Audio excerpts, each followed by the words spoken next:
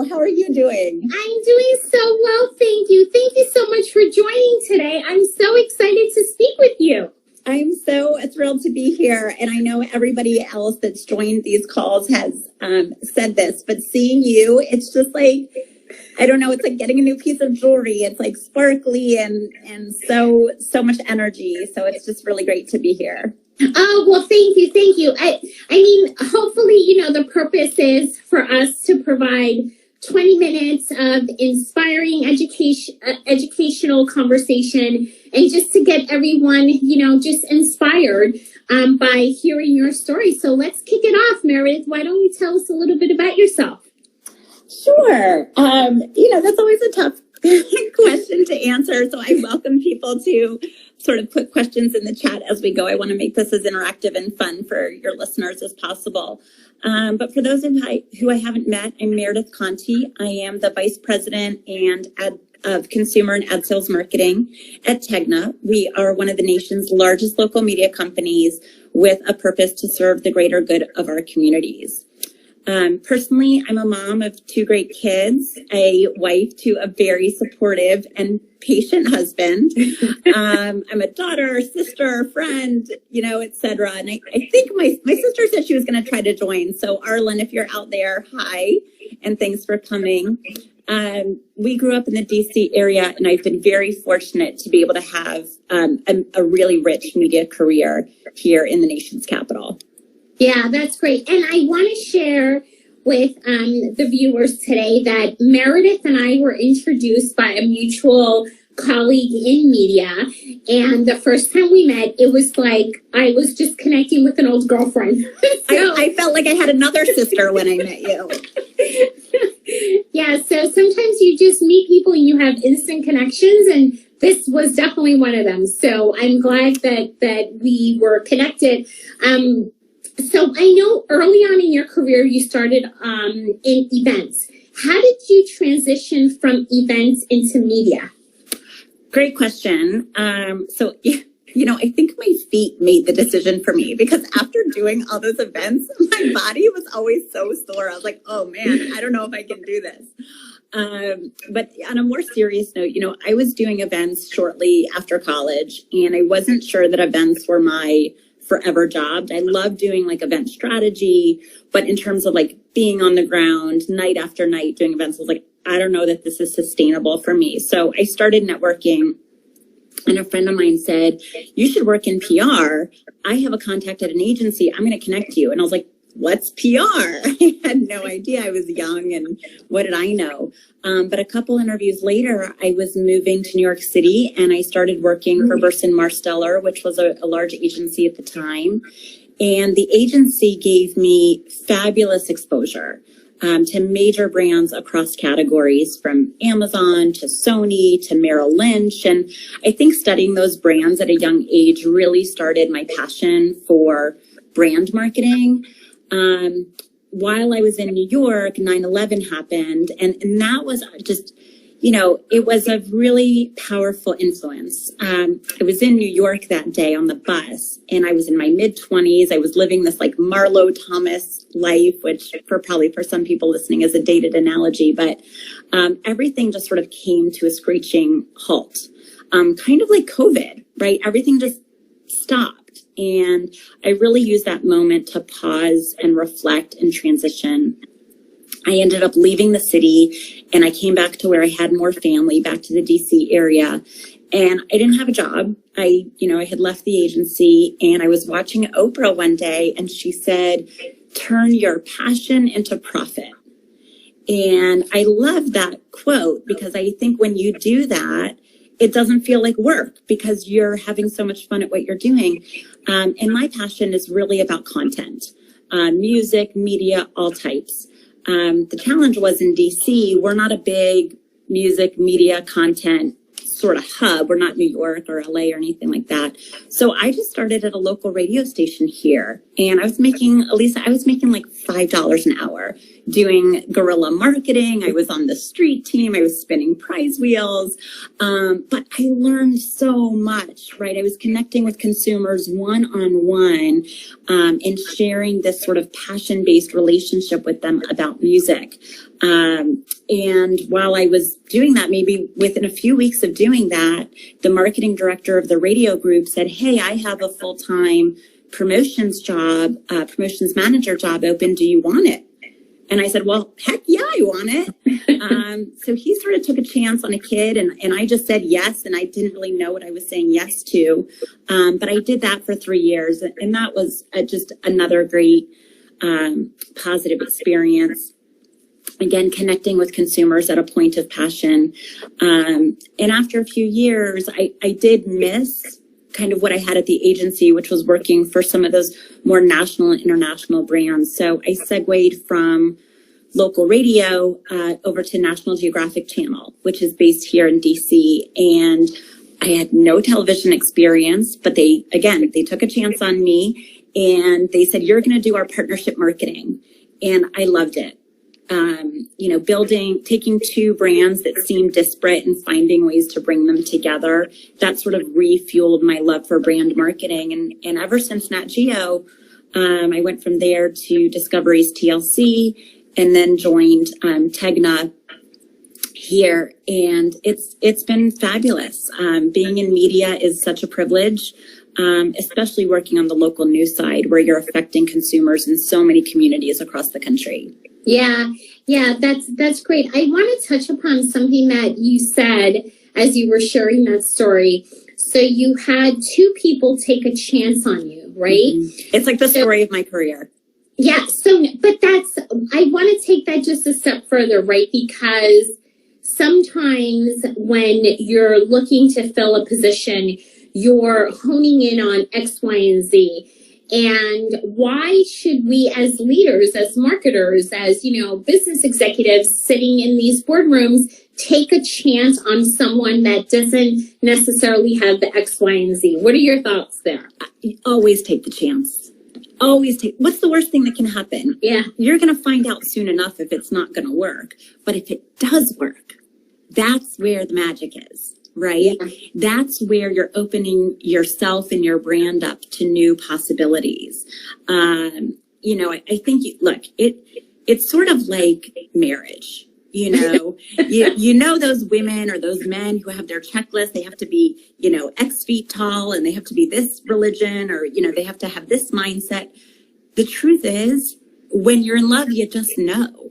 And you can have all the lists you want, but there's every now and then that young person's going to come along, or that candidate's going to come along, where they've got the spark or the hustle, and they may not have the experience, but if they're willing to work hard and they're willing to learn, that counts for a whole heck of a lot. And I've had to make that case as a candidate. I've had to, at Nat Geo, I'll never forget, the CMO at the network said, listen, you've got a lot of gifts, but you don't have any TV experience. And I just don't know if this is going to be the fit. And I started to, thank you very much. I started to walk out, and I stopped, and I turned around and I said, I know I don't have the experience, and I know I have a lot to learn, but if you hire me, I will work so hard for you, and I will make sure you don't regret it. And I got the job. And that's awesome. Good for him for taking a chance. Could I have bombed? Sure. But he took a chance, and I think we would all say those were some really good years together at Nat Geo. So if you are in a hiring position, always take the chance. Yeah, I love that. So Meredith, in your role, how do you stay ahead of your clients' needs? It's so hard because I have a lot of clients. I have internal clients and stakeholders that I'm balancing. We have our advertising clients that we're balancing. And I consider our consumer audience one of our most important clients, right? So I'm trying to work on their behalf as well. I think for me, what I do is constantly learn. You have to be humble enough to admit what you don't know. Yep. And in the media landscape, it's changing so fast. Who knows what is around the corner, right? And so reading, studying, constantly learning, talking to people, getting on the ground and just even walking through different neighborhoods to see what the pulse is on the ground. I find those types of activities very helpful to stay ahead. Also listening to our clients. What do they want to accomplish? What have they tried that's been successful? What have they tried that's not been successful? And then partnering with them and being honest about, hey, we'd like to try something new with you. It's brand new. We don't know if it will work, but are you open to piloting with us? We do a lot of pilots at TEGNA, and we have clients who are very grateful that we're willing to innovate with them and go on that journey of experimentation. And from there, we learn a lot. So I think staying ahead is about studying, learning, always be learning, always be learning. Yeah. It's about listening, and it's about trying and experimenting. Yeah, I love that. I love that. And this past year, 2020 has turned not only the universe upside down, but also the marketing landscape upside down. So much. Right? What changes do you think that we're going to be seeing, when we look ahead to at the end of 2021 and as we look to 2022? Yeah, great question. I mean, if you don't love change, you should probably go crawl under a rock because everything is changing so fast. So I joke with my husband and I say, Joe, maybe we should move to Montana or something and just go hide because it's all happening so fast. I know. But it is a lot of fun. It is a lot of fun. And that's what keeps things exciting is all that change. The way I see it is I kind of look at it in 5 different dynamics. And I just took some notes. So if you see me peering off camera, that's why. But one, you have rapidly changing consumers. Change fueled by COVID, change fueled by technology. There are so many factors that are dynamically changing the way consumers live. It is, even just from 5 years ago, it's vastly different. So you have consumers that are changing. You have social dynamics that are changing, right? So multicultural marketing, which might not have been a priority 10 years ago, 20 years ago, 30 years ago, you have to be good at multicultural marketing these days. You have to understand personalization and make sure that your message is relevant to different audiences. So that's huge. You've got changing media habits. We've seen huge growth, exponential growth in streaming audiences, right? So in the 80s, we joked it was the cola wars. Now it's the streaming wars. So that's a huge factor. And then automation and technology. So when you look at marketing trends, technology has allowed us to automate some of the tasks that, used to be part of our mix. And that changes the dynamic of the team. And then you've got measurement and attribution, people wanting to know how their marketing dollars are working. They don't want to say, hey, I reached this many people, or, this campaign generated this impressions. They want to say, if you're an automotive dealer, I did this campaign, how many cars did I sell? They now want those performance outcomes. So marketing is changing in so many ways. And I think we're going to continue to see the intersection of marketing and technology be so significant, right? It used to be that, marketing and HR were really buddy-buddy in the C-suite, and they still need to be. But my CTO is just as much a stakeholder for me as anybody else in the C-suite. And I think we're going to continue to see that. Yeah, and I also think one of the things that I'll echo, I almost think that your CTO is going to be you're going to need to be attached at the hip. Yeah. I think all marketers, right? I think absolutely. Yeah. I talk to young students. I love talking to people coming up in the industry, and I tell them, make sure that you take just as many technology classes as you do, marketing and sociology coursework, because you're going to need that. When I was coming up, you didn't need the courses in data and analytics. You didn't need to read a dashboard and all that stuff. It's completely different now. Yeah. And so, making sure that we're able to speak that language, speak both the left brain and the right brain is really important. And you have to work hard to fill your gaps. If you're a born creative, you got to flex that other muscle. And if you're a born analyst, you have to flex your creative muscle. Yeah. So it's a great time to be in marketing, but you do have to love change. Yeah, no, I agree with you. And Lisa from our audience agrees. Hi, Lisa.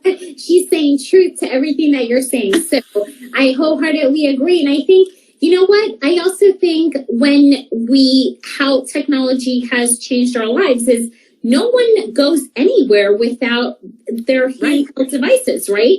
Exactly. Everything is at your fingertips. Anything that you want is, within this little device. So yeah, I agree. And I love how just the fact, think about now all the biometrics, right? So I recently bought one of those virtual reality headsets where you can do the workouts in the virtual. I'm like, what is happening? I mean, that was stuff I just used to watch on the Jetsons when I was a kid, and now it's real. Right. And I'm so inspired by the next generations of students coming into the field because they're native to all this. This is their world. I mean, my daughter has rarely ever watched live television. And so it's just fascinating to watch. My niece is I see my niece on the Instagram here, and she is so smart about this world because she just grew up in it. It's so natural for her. But I think for some of us who may be Gen Xers, we have to kind of work a little harder to understand the CTO mindset and some of these changes in consumer behavior. Yeah, I know, absolutely. Meredith, you have had an amazing career. Oh, you're sweet. You continue to be successful. So what would be the 3 career insights that you would offer to our audience today? Well, one, I would have them talk to you because I just think you are so fabulous. In addition to that, so one thing that I always say to people is nobody's going to write on your tombstone that you were a brilliant marketer. They're going to write on your tombstone, she was a wonderful wife, mother, friend, whatever. You always hear the phrase, it's not about what you do, it's how you do it. So in everything I do, I try to think about what is my legacy? What is someone taking away from a conversation with me, from an encounter with me? Am I leaving a mark on them that I would be proud of? So that's one thing to remember. Number 2, always say yes. Always come from a place of yes. Try new things, experiment, see what's possible. You don't know until you try. So when somebody invites you somewhere or asks to talk to you, always say yes, because you never know what's through the door on the other side, right? Right. And then number 3, I would say, is in this day and age in particular, entertain mindfulness. And, work is hard. That's why they call it work, right? It's not easy. And there's a lot of different dynamics that come into play, especially as women. And, there's a lot of things that just can make your head spin at any given time. And so you want to find a way to control the chaos in your life. And that way you can be strong for yourself and you can be strong for your team and for everybody else in the organization. And for me, that's meant meditation. It's meant gratitude. It's meant being maybe more intentional than perhaps when I was younger. Sometimes it means walking away from things that are toxic for you. It can mean any number of things, but I just think as the world gets so complicated and so crazy, you've got to retain your inner strength. And for me, mindfulness has been a big help to that. What is your career insight, Elisa? I'm going to flip the tables on you. No, you can't flip the tables on me, Meredith. No way. Because I have a bonus question for you. So you're not going to flip the table for me. So we want to know, what's your favorite podcast? Okay. Well, wearing my TEGNA hat, I have to say that my favorite podcasts are anything from Vault Studios or Locked On. If you're a true crime junkie, I definitely urge you to check out Vault Studios because they have these amazing true life mysteries that are crazy to listen to. And Locked On, if you're a sports lover, you can find Locked On in every market. But if I was answering personally, I would tell you that I listen to anything with Esther Perel. Do you listen to Esther? No. Mm-mm. Okay, she's fabulous. Her podcasts are intimate and insightful. And so really anything with Esther Perel is usually high up on my list. Okay, awesome. Okay, so you gave me and everyone else today watching some homework to do in regards to checking out your favorite podcast. Meredith, this has been amazing. Thank you so much for your time today. Thank you for sharing your story. Thank you, everyone, for watching. And we'll see everyone here next Thursday for our next lunchtime conversation. Elisa, thanks for doing this. You're building such a special community. I'll talk to you soon. All right. Thank you, Meredith. See you Bye later. now. Bye-bye.